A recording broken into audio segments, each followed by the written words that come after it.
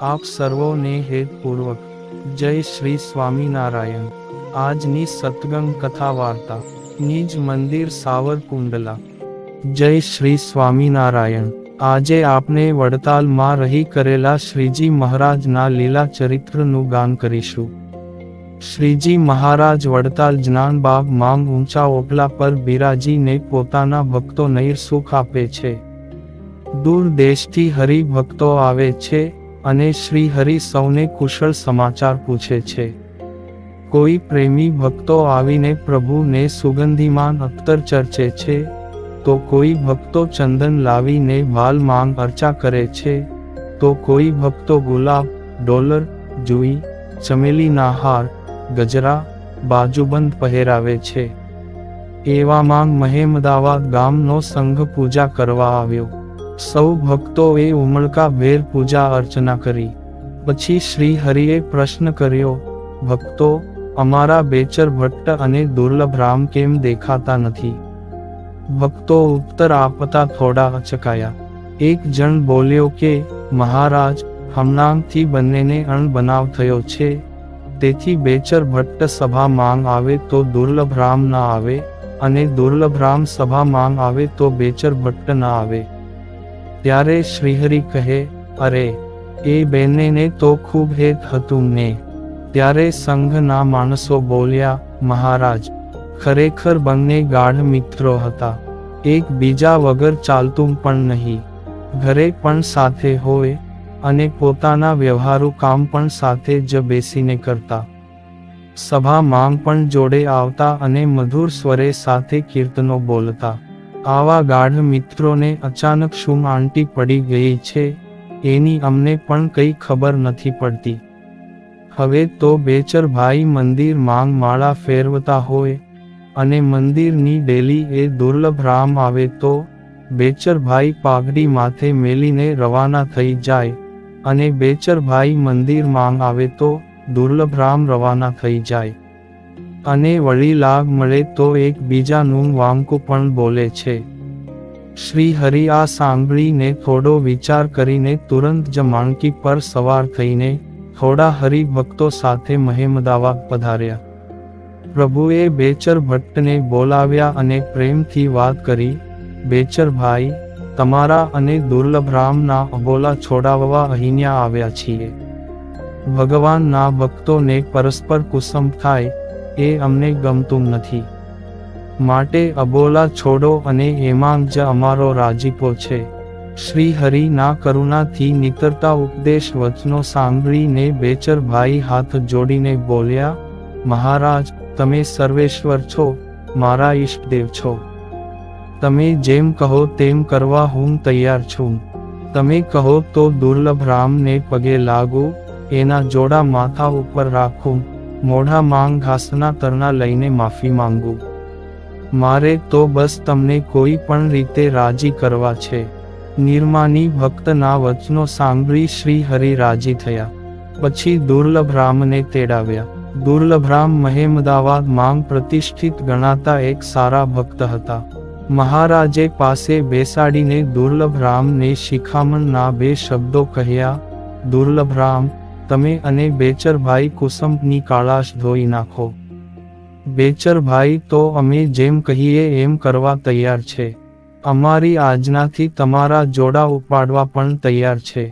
તો તમે પણ અબોલા છોડીને એમની પાઘડી હાથ માંગ લઈને જય સ્વામિનારાયણ કરો। દુર્લભ રામ ખચકાયા, ઉત્તર દેવાને બદલે ભોંગ ખોતરવા લાગ્યા। માન રૂપ દોષને લીધે અકળામણ વધી, મનમાં કુવિચારો જાગ્યા અને બોલ્યા, મહારાજ, મારે અને બેચરને શું લેવા દેવા? હું ધારું તે કરી શકું છું, મારે એની શી પરવા નહીં મહારાજ। બીજો ગમે તે આદેશ કરો, તે માથે ચડાવીશ પણ આ નહીં બને। મારે બેચર સાથે સમજૂતી નથી કરવી। શ્રી હરિ એ ઘણા સમજાવ્યા પણ અડિયલ ઘોડાની પેઠે દુર્લભ રામ એક ના બે ન થયા। માનને વશ થયેલા એ બ્રાહ્મણે પરમેશ્વરની વાતોને કાને ના ધરી। પછી શ્રી હરિની મુખ મુદ્રા સહેજ કઠોર બની, દુર્લભ રામ, આજ તમે અમારી વાત માનવા તૈયાર નથી, બેચરભાઈ તમારા જોડા ઉપાડવા તૈયાર છે, પણ તમને ઘમંડ માંગ એમની પાઘડી ઉપાડતા શરમ આવે છે. પણ યાદ રાખજો, એક દિવસ તમારે માથાની પાઘડી ઉતારીને એમને પગે લાગવા જવું પડશે. આમ વાત કરીને શ્રી હરિ વેગવંતી માણકી પર સવાર થઈને મહેમદાવાદથી વડતાલ જવા માટે નીકળી ગયા. આકાશ માંગથી તારો ખરે, એનાથી એ વિશેષ વેગવાન માણકી એકદમ દોડતી વડતાલ આવી પહોંચી. દુર્લભ રામ ભગવાનના સારા ભક્ત હતા, દ્રઢ નિષ્ઠા પણ હતી અને ભજન સત્સંગ પણ રાખતા, પરંતુ માનના લીધે ભગવાનની વાત પણ મનાઈ નહીં. સમય જતા બીજા ભક્તોના મન માંગથી પણ દુર્લભ રામનું માંગ હટવા લાગ્યું. એવામાં એક પ્રસંગ ઉપસ્થિત થયો. દુર્લભ રામનો દીકરો મોટો થયો અને તેના લગ્નની તૈયારી થઈ. ધામધૂમથી લગ્ન લેવાયા. પરણવા માટે જાન લઈને સામે ગામ જવું હતું. બધી તૈયારી થઈ ચૂકી હતી, પરંતુ કોઈક અગમ્ય કારણોસર તેમના બધા સગા સંબંધીઓ વિરોધમાં પડ્યા અને ચોખ્ખું કહી દીધું કે દુર્લભ રામ, બેચરભાઈ જાન માંગ આવશે તો જ અમે જાન માંગ આવીશું, નહીતર નહીં. દુર્લભ રામે થોડી આનાકાની કરી તો સગાઓએ સીધું જ સંભળાવી દીધું કે તો તમે એકલા જ તમારા દીકરાને લઈને પરણાવી આવો. સગા સંબંધીના જબરદસ્ત દબાણ આગળ આખરે દુર્લભ રામે નમતું જોખવું પડ્યું. અણી વખતે આબરૂ બચાવવા ખાતર પોતે ઢીલા પડ્યા. બેચરભાઈને ઘરે ગયા, પાઘડી ઉતારીને પગમાં પડ્યા. બેચર, આજ મારી આબરૂ તારા હાથમાં છે. મારો દીકરો પરણે છે, તું જાનમાં નહીં આવે તો કોઈ નહીં આવે. માટે આગળ પાછળની વાતો ભૂલીને મારા પ્રસંગને પાર પાડી દે. ભક્તરાજ બેચરભાઈ એ એકદમ દુર્લભ રામને બાથમાં લઈ ભેટી પડ્યા. દુર્લભ રામ, જ્યારથી મહારાજનો આદેશ થયો છે ત્યારથી જ મેં મારા મન માંગથી તમારા પ્રત્યેનો રોષ ખંખેરી નાખ્યો છે. મારા મન માંગ કાંઈ જ નથી. પણ ભાઈ એક વાત કહું, મહારાજ પધાર્યા ત્યારે થોડું માન્યો હોત તો મહારાજનો કેટલો રાજીપો મળત. બેચરભાઈ, મહારાજનું ન માનવાનો મને પણ ખૂબ પસ્તાવો થઈ રહ્યો છે. જો મહારાજનું માન્યો હોત તો આજે આ પ્રસંગ ઊભો થાત જ નહીં. મહારાજના વચનો આજે સત્ય થઈ રહ્યા છે. હર્ષાશ્રુથી બંને ભક્તેની કડવાશ ધોવાઈ ગઈ. ચાલો હવે, હું જાનમાં આવવા તૈયાર છું. તમારો દીકરો એ જ મારો દીકરો છે. વિવાહ પ્રસંગ પણ ધામધૂમથી પૂર્ણ થયો. શ્રી હરિને આ સમાચાર મળ્યા. કરુણા સિંધુ ખૂબ રાજી થયા. ભક્તોએ કહ્યું, મહારાજ, જીવની કેવી અવળાઈ છે. આપના વચને એકતા ના કરી. પછી પરવશ થઈને કોઈકનું કહ્યું કરવું પડ્યું. વાર્યા ન વળે પણ હાર્યા જરૂર વળે.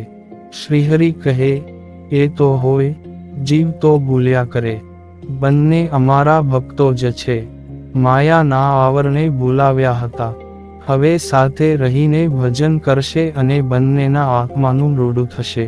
સદ્ગુરુ નિષ્કુળાનંદ સ્વામી એ શ્રી ભગત ચિંતામણીના પ્રકરણ 121ની 16મી કડીમાં આ બેચર ભટ્ટ અને દુર્લભ રામને લખ્યા છે કે મોટા ભક્ત છે મેં મદાવાદ, ભજ્યા હરિને તજી ઉપાધિ. દ્વિજ ભક્ત કહીએ ધનેશ્વર, દુર્લભ રામને ભક્ત બેચર. અહીં પ્રસ્તુત કથા પ્રસંગ શ્રી ભક્ત ચિંતામણીના મુક્તોની ગાથામાંથી વાંચી આપ હરિભક્તોને હર્ષથી સંભળાવ્યો. જય શ્રી સ્વામિનારાયણ.